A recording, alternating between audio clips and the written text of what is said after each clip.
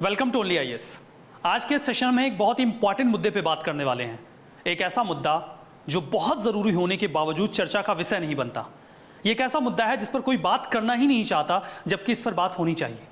वो मुद्दा ये है कि कई सारे एस्पिरेंट को तैयारी में बहुत लंबा समय लग जाता है। ये लंबा समय आखिर क्यों लग जाता है? इन जनरल आपकी तैयारी में 2 साल का समय लगता है। 1 साल आपको अपना पूरा सिलेबस कंप्लीट करने में लग जाता है और 1 साल आपकी एग्जामिनेशन की साइकिल होती है, जहाँ पे प्रीलिम्स, मेंस और फिर इंटरव्यू होता है और उसके बाद रिजल्ट का इंतजार भी होता है। तो 2 साल का समय तो इन जनरल लगना ही लगना होता है अगर आप एज अ फ्रेशर अपनी प्रिपरेशन स्टार्ट करते हैं तो। लेकिन इतने समय में सभी की तैयारी पूरी नहीं हो पाती। कुछ लोगों को इस तैयारी में उससे ज़्यादा समय लग जाता है, 3 साल, 4 साल, 5 साल या फिर उससे ज़्यादा। आखिर ऐसा क्यों होता है? ये बहुत ही ज़रूरी सवाल है। ये सवाल उनके लिए भी ज़रूरी है जो 2023 में एग्ज़ाम देना चाहते हैं, उसके लिए अपनी प्रिपरेशन स्टार्ट करना चाहते हैं। ये सवाल उनके लिए भी ज़रूरी है जिनके हिसाब से उन्होंने तैयारी में आवश्यकता से अधिक समय दे दिया है। क्या करें कि आपको आवश्यकता से अधिक समय इस तैयारी में ना देना पड़े? पैरेलली एक और ज़रूरी सवाल होता है कि आप यूपीएससी की डिमांड कैसे समझें।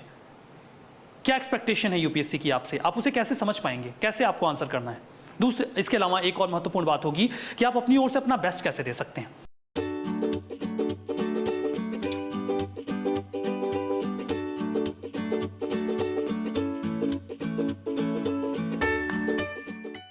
तो 3 इंपॉर्टेंट मुद्दों पे बात करेंगे। सबसे पहले हम चर्चा ये करते हैं कि आखिर ज्यादा समय क्यों लगता है, वाई।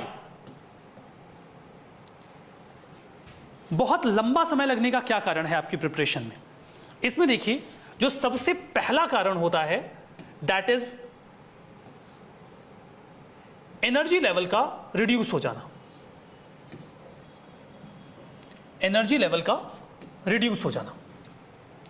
जब आप तैयारी में आते हैं तो बहुत ही जोशो खरोश से आते हैं, पूरी एनर्जी के साथ अपनी पूरी तैयारी को शुरू करते हैं। सब कुछ प्लान्ड होता है, दिमाग में एक ड्रीम होता है जिसके लिए आप काम करने को तैयार होते हैं। लेकिन ये एनर्जी लेवल कितने समय तक रह पाता है? 2 महीना, 3 महीना, 4 महीना, कुछ लोगों का उससे भी कम। और उसके बाद आपका एनर्जी लेवल गिरने लगता है।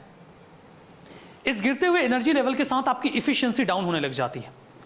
और ये इफिशियंसी का डाउन होना एक ऐसे क्रम में आपको लेके जाता है जहां पर आप अपना सिलेबस ऑन टाइम कंप्लीट ही नहीं कर पाते, या वो कंप्लीशन जो आपके सिलेबस के लिए रिक्वायर्ड है वो आप गिवन टाइम फ्रेम में नहीं कर पाते। एनर्जी लेवल का रिड्यूस होना ये एक मेजर प्रॉब्लम है। अगर आप तैयारी में अब एंटर करने वाले हैं तो आपको इंश्योर करना होगा कि आप इस एनर्जी लेवल को मेंटेन करें लंबे समय तक। अगर आप तैयारी में लंबा समय बिता चुके हैं तो उस एनर्जी लेवल को रिवाइव करिए आज से, अभी से, और उसी एनर्जी लेवल के साथ अपनी आगे की तैयारी में जुट जाइए। दूसरी इंपॉर्टेंट प्रॉब्लम होती है distraction and demotivation. Distraction and demotivation, समझिए। जब आप तैयारी में एंटर करते हैं तो आप में से बहुत सारे लोग ऐसे होते हैं जो ये सोच के आते हैं कि मुझे इन चीजों को तो छोड़ के रखना है और इनसे बच के मुझे तैयारी करनी है। ये कुछ समय तक हो भी पाता है, लेकिन उसके बाद आप कई सारे डिस्ट्रैक्शन से घिरने लगते हैं, कई सारे दोस्त बन जाते हैं और आपके पास कई सारे तरीके आ जाते हैं जिनके जरिए आप अपना टाइम वेस्ट करना शुरू करते हैं। टाइम वेस्ट होता है, एनर्जी लेवल डाउन हो जाता है, आपने जो सोचा है उसके हिसाब से ना तो टाइम टेबल फॉलो हो रहा है और ना ही तैयारी हो रही है, तो आप डिमोटिवेशन का भी शिकार होते हैं। डिमोटिवेशन का शिकार आप इस आधार पे भी हो जाते हैं बिकॉज फिर आप अपने आसपास के लोगों से कंपैरिजन करना शुरू कर देते हैं खुद का। आप तैयारी में एंटर करते हैं, यहां पर आते हैं, आपकी मुलाकात कुछ ऐसे लोगों से होती है जो तैयारी में हो सकता है आपसे ज़्यादा समय से हैं, उनके पास बहुत सारी नॉलेज या इन्फॉर्मेशन है और आपको लगता है कि आपके पास उतनी इन्फॉर्मेशन या नॉलेज नहीं है। ये नॉलेज और इन्फॉर्मेशन का कम होना आपको एक इन्फीरियोरिटी में डालता है कि आप उतने तैयार नहीं हैं या आप उतने नॉलेज में अभी नहीं हैं कि आप सिलेक्शन ले सकें। और ये कंपैरिजन जो शुरू होता है ये आपकी तैयारी को कमजोर करता चला जाता है।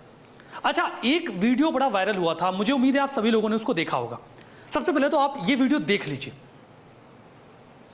इस वीडियो में आपको एक बात समझ में आई होगी कि जो रनर है वो दौड़ रहा है और उसके पैरेलल वो कैमरामैन दौड़ रहा है। कैमरामैन जो है वो रनर से आगे निकल जा रहा है और इस बात को देखकर वो रनर जो है वो फ्रस्ट्रेट हो रहा है कि ये मुझसे आगे कैसे निकल जा रहा है, बिकॉज वो एक प्रोफेशनल रनर है, उसने प्रैक्टिस की हुई है इस रेस के लिए, वो तैयार है इस रेस के लिए, लेकिन वो उसके आगे नहीं निकल पा रहा है। अब वहां पे उसे डिमोटिवेशन होगा या वो परेशान होगा। बिल्कुल यही होता है यूपीएससी एस्पिरेंट्स के साथ। जब आप तैयारी में आते हैं तो आपको कुछ ऐसे लोग मिलते हैं जो आपके हिसाब से आपसे ज्यादा नॉलेज वाले हैं, ज्यादा एनालिसिस है उनका, ज्यादा इंफॉर्मेशन है उनके पास, और फिर आप अपना खुद का कंपैरिजन उनके साथ करते हैं। यहां पे आप एक पॉइंट मिस करते हैं। वो पॉइंट क्या है? वो पॉइंट ये है कि उस कैमरामैन ने दौड़ना कहां से शुरू किया है। वो रनर अपनी पूरी रनिंग साइकिल कंप्लीट करके आ रहा है, अपनी पूरी एनर्जी एग्जॉस्ट करके, और उस कैमरामैन ने महज कुछ मीटर पहले दौड़ना शुरू किया है, तो वो तो तेज दौड़ ही लेगा। इवन रनर तो इस बात को लेकर भी फ्रस्ट्रेट हो रहा था कि वो तो कैमरा लेके दौड़ रहा है और मैं तो ऐसे ही दौड़ रहा हूं और फिर भी मैं उससे तेज नहीं निकल पा रहा हूं। ऐसा ही कई दफा आपको ऐसा लगता है कि किसी के पास जॉब भी है और फिर भी वो आपसे ज्यादा इंफॉर्मेशन रखे हुए है, गिवन कि उसने कहां तैयारी शुरू की है। अगर किसी व्यक्ति ने आपसे पहले तैयारी शुरू की है तो उसके पास आपसे ज्यादा एनालिसिस या इंफॉर्मेशन का होना वाजिब है, जबकि आपका तो अभी सिलेबस भी कंप्लीट नहीं हुआ। तो आप ऐसे लोगों के साथ अपना कंपैरिजन करके खुद को डीमोटिवेट, फ्रस्ट्रेट करके अपनी तैयारी को और कमजोर नहीं कर सकते। अगर आप ऐसा करते हैं तो आप अपनी तैयारी में अपने समय को खींचने वाले हैं और आपका टाइम और लंबा लग जाएगा। इसके अलावा मामला आता है duplicity of resources. Duplicity of resources का क्या मतलब है? डुप्लिसिटी ऑफ रिसोर्सेस का मतलब यह है कि आप एक ही चीज को एक से अधिक रिसोर्सेस से पढ़ने की कोशिश करते हैं। आपने एक सब्जेक्ट उठाया, उसकी एनसीईआरटी पढ़ ली, अगर आप इंस्टीट्यूशन में जाते हैं तो आपने मटेरियल वगैरह फॉलो कर लिया, आपने एक स्टैंडर्ड बुक पढ़ ली और आपने कोई एक वैल्यूएशन मटेरियल भी पढ़ लिया, इतना हो गया, काफी है। अब इसके बाद आप एक ही सब्जेक्ट को 3 और किताबों से पढ़ के कितना लाभ ले लेंगे? कॉस्ट बेनिफिट नहीं निकलेगी। हो सकता है 4-6 इंफॉर्मेशन एक्स्ट्रा मिल भी जाए, तो उतनी मोटी इंफॉर्मेशन अवेल करने का कोई मतलब नहीं बनता। तो अगर आप डुप्लिसिटी ऑफ रिसोर्सेस के चक्कर में पढ़ेंगे तो आपकी तैयारी का कोई अंत नहीं है। आप पॉलिटी, हिस्ट्री, इकोनॉमी पढ़ते रहिए, इस ब्रह्मांड के अंत समय तक पढ़ते रहिए, वो खत्म नहीं होंगे, वो चलते रहेंगे, क्योंकि रिसोर्सेस की कोई कमी नहीं है। तो आप डुप्लिसिटी ऑफ रिसोर्सेस से बचिए। एक ही चीज को कई सारे रिसोर्सेस से पढ़ने से कोई लाभ नहीं होने वाला है। कुछ लिमिटेड रिसोर्सेस आपको पढ़ने हैं, एनसीईआरटी पढ़नी है, स्टैंडर्ड बुक्स पढ़नी है, कोई अगर आपने इंस्टीट्यूशन फॉलो किया है तो उसका मटेरियल पढ़ना है, और एक कोई वैल्यू एडिशन मटेरियल पढ़ना है, बस हो गया। इतने में आपकी बात बन जाएगी, इतने से आपका काम हो जाएगा। तो आपको इस चीज को अवॉइड करना है, ठीक है। चौथा, कि आप जो सेल्फ स्टडी है या किसी, मान लीजिए आपने कोचिंग वगैरह फॉलो की है, तो उसकी जो स्टडी है आप उसे सही तरीके से मैनेज नहीं कर पाते हैं। देखिए क्या होता है, प्रिपरेशन करने जो लोग आते हैं वो 2 तरीके के होते हैं। एक ऐसे लोग होते हैं जो किसी कोचिंग में जाके क्लास कर लेते हैं, कुछ ऐसे लोग होते हैं जो कोचिंग में क्लास नहीं करते बल्कि वो सेल्फ स्टडी फॉलो करते हैं। अब दोनों ही लोगों के साथ एक प्रॉब्लम आती है, ध्यान से समझिएगा। जिसने मान लीजिए कोई कोचिंग क्लास नहीं ली, वो सेल्फ स्टडी करने जाता है। सेल्फ स्टडी में चाहिए होता है हाई लेवल का डिसिप्लिन। अगर आपने हाई लेवल का discipline, proper time table maintain नहीं किया है तो आप ज्यादा समय लेने वाले हैं। बहुत ही नेचुरल सी बात है, ज्यादा समय लगेगा। इंस्टीट्यूशन में जाने का एक फायदा ये हो जाता है कि उनको 9-10 महीने में सिलेबस खत्म करना है, वो कर देंगे। आप करो या ना करो, उनका चल रहा है, वो कंप्लीट कर देंगे। मतलब 9-10 महीने में सिलेबस खत्म होना है, आपकी मजबूरी होती है कि आप खत्म करो। अब यहां पे क्या गड़बड़ी होती है? यहां पे गड़बड़ी ये होती है कि इंस्टीट्यूशन ने तो सिलेबस खत्म कर दिया, आपने नहीं किया, आपने उसे सीरियसली नहीं पढ़ा। तो अगर आपने इस फ्रंट पे गड़बड़ी करी, आप सेल्फ स्टडी कर रहे हैं लेकिन आपने प्रॉपर डिसिप्लिन और टाइम मैनेजमेंट फॉलो नहीं किया, या फिर आप किसी इंस्टीट्यूशन को फॉलो कर रहे हैं, उसके बावजूद आपने सीरियसली उस ड्यूरेशन को यूटिलाइज नहीं किया जहां पर आप कोचिंग क्लासेस कर रहे थे, तो आपकी तैयारी लंबी खींचने वाली है। अगर आप सेल्फ स्टडी के फेज में अभी आ चुके हैं तो प्रॉपर डिसिप्लिन को फॉलो कर लीजिए, तभी आप अपना टाइम सही तरीके से यूटिलाइज करके सब कुछ कवर कर पाएंगे। तो ये तो प्रॉपर मामला हो गया कि आखिर आप क्यों लंबा समय लगा देते हैं तैयारी में, और इस लंबे समय से आप कैसे बच सकते हैं। तो 4 बातें मैंने आपको बता दी हैं जहां पे आपको समझ में आ गया होगा। फर्स्ट ऑफ ऑल तो आपको एनर्जी लेवल मेंटेन करके रखना है। दूसरा, आपको डिमोटिवेट नहीं होना है। तीसरी बात, उसी में डिमोटिवेशन में ही आपको ध्यान रखना था कि आपको कंपैरिजन नहीं करना है अनावश्यक किसी से खुद का। कंटेंट की डुप्लिसिटी से बचना है, और जो भी टाइम आपके पास है, अगर आप सेल्फ स्टडी के फेज में हैं तो सेल्फ स्टडी को, और अगर आप किसी इंस्टीट्यूशन के साथ जुड़ के पढ़ रहे हैं तो इंस्टीट्यूशन को बहुत ही सीरियसली लीजिए। प्रॉपर डिसिप्लिन में टाइम मैनेजमेंट के साथ पढ़िए, आप अपना टाइम बचाएंगे और गिवन टाइम फ्रेम में जो भी आपने डिसाइड किया होगा अभी से या उसके बाद आप अपनी तैयारी कंप्लीट कर लेंगे। दूसरा मामला आता है कि आखिर आप यूपीएससी की डिमांड को सही तरीके से कैसे समझ सकते हैं। यूपीएससी की डिमांड को सही तरीके से समझने का जो सबसे पहला तरीका होता है, that is you need to stick to the syllabus.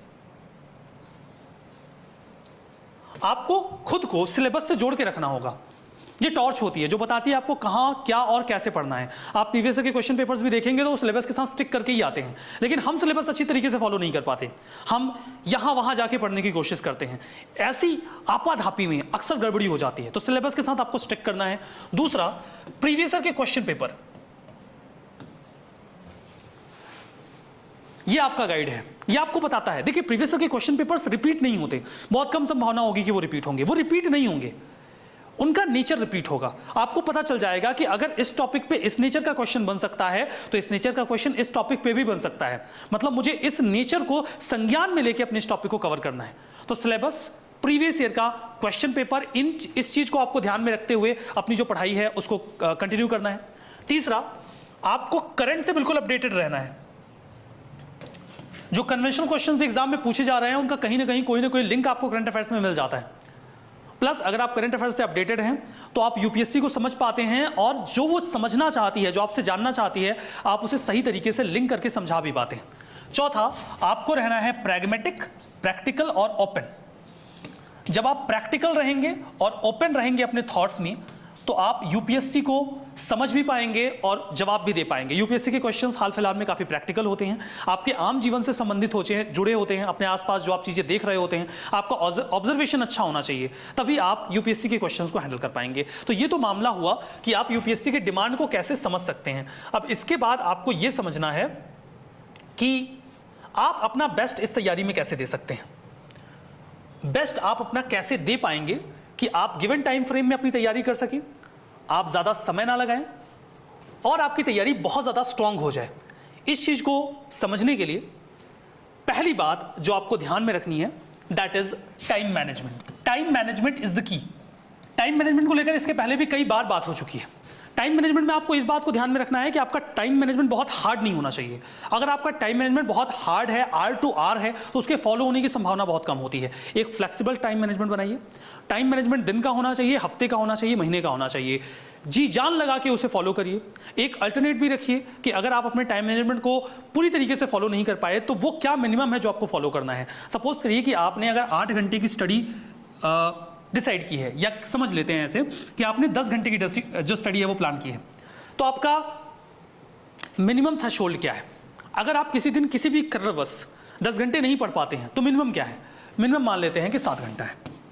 अगर किसी दिन कोई इमरजेंसी आ गई और आप 10 घंटे नहीं पढ़ पाए तो कम से कम आप 7 घंटे जरूर पढ़ेंगे, और ऐसा आप रोज नहीं करेंगे, हफ्ते 10 दिन में कभी कभार ऐसा हो गया तो हो गया।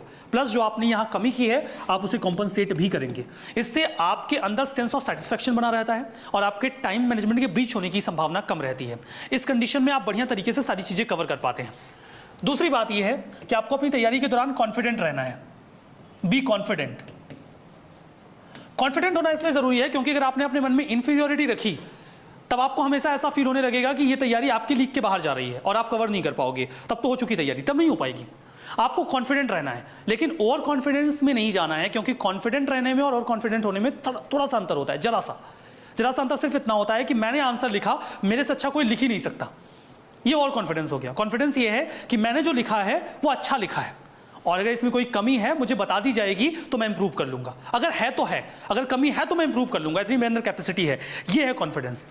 और मैं अच्छा कर सकता हूं, मैं मेहनत कर लूंगा, मेरी ग्रैस्प करने की एबिलिटी अच्छी है, मैं रिटेन कर सकता हूं, मैं बढ़िया लिख सकता हूं। ये है कॉन्फिडेंस। तो अगर आपके अंदर कॉन्फिडेंस है तो तैयारी बढ़िया रहेगी और आप अच्छी तरीके से इसे कवर भी कर पाएंगे। ठीक है। यहां पर तीसरी बात यह है कि अपने सोर्सेस को लिमिट करिए। Limit your sources. Limit your sources में बात मैंने आपको पहले भी बता दी है। आप बहुत सारी चीजें नहीं पढ़ सकते, उसकी लिमिटेशन होनी चाहिए। 4 चीजें आपको इन जनरल एक सब्जेक्ट में उठानी होती है। एनसीईआरटी, कोई स्टडी मटेरियल, वो इंस्टीट्यूशन का हो सकता है, कहीं और का हो सकता है, कोई एक स्टैंडर्ड बुक और कोई एक वैल्यू एडिशन मटेरियल जो आप कहीं से भी ले लीजिए। That's it. इससे ज्यादा पढ़ने के चक्कर में पड़ेंगे तो परेशानी हो जाएगी। चौथा पॉइंट ये है कि आपको टू द पॉइंट रहना है। टू द पॉइंट अगर आप नहीं हैं तो फिर पढ़ने को बहुत कुछ है, उसका कोई अंत नहीं है। टू द पॉइंट रह कैसे पाएंगे, इसमें आपकी मदद करेगा आपका सिलेबस और प्रीवियस ईयर के क्वेश्चन पेपर्स। आपको नेचर पता है पेपर का, आपको पता है सिलेबस आपका क्या है, आपको बस उसी के अकॉर्डिंग उतना ही कंटेंट कंज्यूम करना है। और उसके लिए बिल्कुल, अगर आप नोट्स बना रहे हैं, शॉर्ट नोट्स बना रहे हैं तो टू द पॉइंट बनाइए, हाईलाइट कर रहे हैं तो टू द पॉइंट हाईलाइट करिए और उसे ही कंज्यूम करिए, तभी आपकी तैयारी कम समय में कंप्लीट हो पाएगी। तो यहाँ पर हमने 3 इंपॉर्टेंट क्वेश्चन एड्रेस किए हैं। पहली बात कि तैयारी में लंबा समय क्यों लग जाता है और उसे कम कैसे किया जा सकता है, दूसरा यूपीएससी की डिमांड को समझने के लिए क्या चीज़ें ज़रूरी हैं, और चौथा कि आप अपना बेस्ट कैसे दे सकते हैं। उम्मीद करते हैं कि ये सेशन आपके लिए बेनिफिशियल रहा होगा। तो आज के सेशन को यहीं पर समाप्त करते हैं। बहुत बहुत धन्यवाद।